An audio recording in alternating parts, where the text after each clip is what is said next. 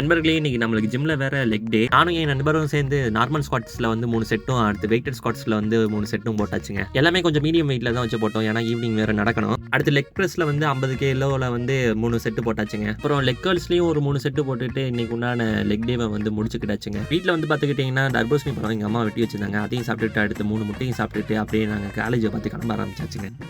சரி, நானும் அப்படியே வாக்கிங்ல 10K ஸ்டெப்ஸ் வந்து கவர் பண்ணிடலாம் அப்படின்னு பாத்தீங்க. பார்த்தா எதிர்த்து நம்ம நண்பன் வந்தேன். நானும் எதிர்த்து அப்படியே வண்டிக்குள்ள ஏறிட்டு நாங்க 2 பேருக்கு அப்படியே இவனை கொன்னுடலாமா? காலேஜுக்கு போயாச்சு. நேத்து வேற பாத்தீங்கன்னா 10K ஸ்டெப்ஸ் வந்து நம்மளால கவர் பண்ண முடியல. இந்த தடவை கவர் பண்ணி ஆகணும்ட்டு ஒரு வெறியில போய் நடக்க ஆரம்பிச்சேங்க. ஏன்னா போன தடவை பாத்தீங்கன்னா 7K ஸ்டெப்ஸ் தான் நடக்க முடிஞ்சிச்சு. நானும் நடந்துகிட்டே தான் இருந்தேன். ஆனா ஃபைனலா வந்து எத்தனை ஸ்டெப்ஸ் நடந்திருக்கேன்னு ஒரு நிமிஷம் பாருங்களேன்.